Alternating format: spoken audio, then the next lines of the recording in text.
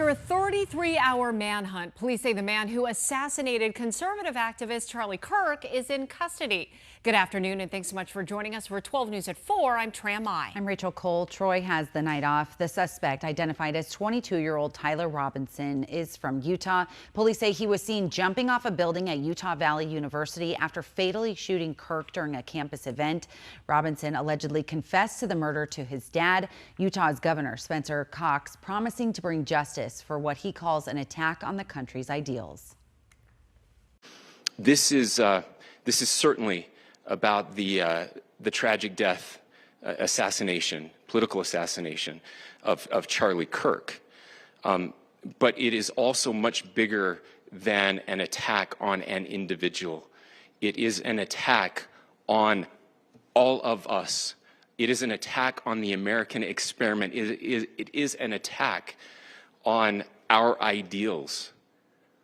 This cuts to the very foundation of who we are, of who we have been, and who we could be in better times. Charlie Kirk's casket, meantime, was brought back home to Arizona last night on board Air Force Two. It was then taken to a Phoenix mortuary in Central Phoenix. President Trump says Kirk's funeral could be sometime next weekend here in the Valley. The president is planning to attend. Let's take a legal deep dive into the suspect now, Tyler Robinson. Joining me right now is criminal defense attorney Hector Diaz of DS Law. I want to jump right into, Hector, why authorities believe that Tyler Robinson is their guy.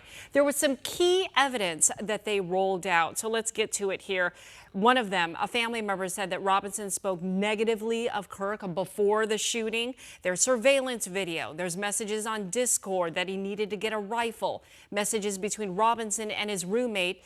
There's even inscriptions engraved on casings found with the rifle, and prints were found.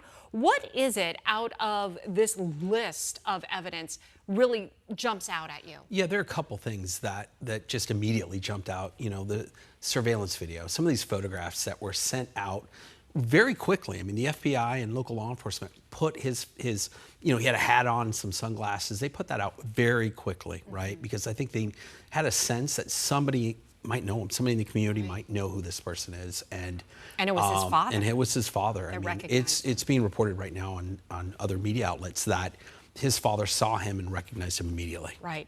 So I want to jump off of that. The fact that his father recognized him, Tyler Robinson, according to Utah's Governor Spencer Cox, that Tyler had confessed to his father. Right. When there is a confession to a crime, doesn't that just add more weight and almost a slam dunk, if you will, for the prosecution? Yeah. I know you don't like it when I say a slam dunk, yeah. but you know, doesn't that carry a lot of weight?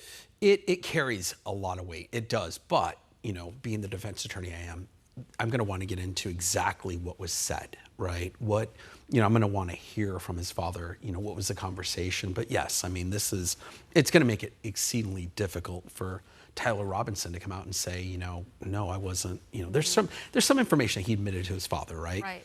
And I suspect that information probably put him there at the university, whether it put him as the shooter.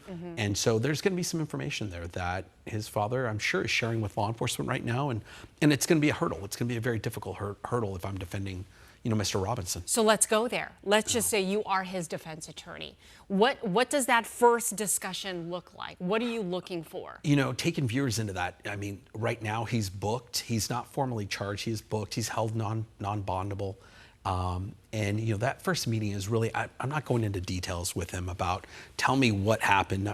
It's too soon. I want him to be brought up to speed in terms of where he's at and what he's facing. Right. And I'm also his rights, absolutely. And I'm also wanting to get a sense of, is he appreciating the situation here? Am I dealing with somebody who is suffering with some kind of mental health issue? Is there some inability to process the situation?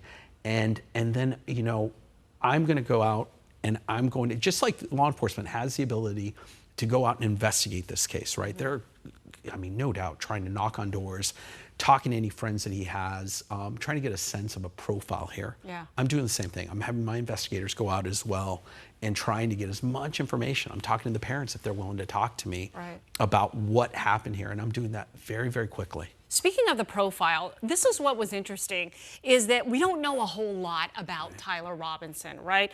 We just know a few things. 22 years old. He has no criminal record. Again, surprising there. As of his last voter registration date, he did not identify with a political party. And we know that he attended Utah State University for 1 semester back in 2021. Right. So given that, I mean, obviously it's still so early in the investigation, but, you know, could he be looking at the death penalty? So backing up, the FBI is looking at this profile, right? They're trying to get a sense. They have executed search warrants at his parents' residence for all of his electronic devices. They want to get a sense of who was he talking to, what was he talking about, right? Is there some kind of, again, motive isn't important in a criminal case. It's not, it's And, you know, it and helps. so many times you think the motive is. Right, it helps, you know, it helps explain why this person may have done what he did, right? But here, I think they want to get a sense of, was it politically driven? Or was this somebody who just lost touch with reality in terms of the situation? I mean, we're hearing some information that he was on various gaming platforms. Is this somebody who just, again, you know, became so isolated and lost touch with reality? Or is this, again, some, you know, there's some expression that he didn't like who Charlie Kirk was and felt like, you know, he acted because of that. They're going to get a picture here very, very soon through interviews with family members, friends, his, you know, whatever he has in emails or in text messages. And in the coming days, we're going to, you know, this prosecutor's office, I get, if they're consistent with the state of Utah and what we've seen the governor, they're oversharing in information right now. So I think we're going to, if there is some motive or whatever, I think we're going to learn about it very soon. All right. Hector Diaz, thank you so much. I know we'll definitely have you back on again to My talk pleasure. about this developing case because it is still in the early stages. Absolutely. Yeah. All right. Thank you so much.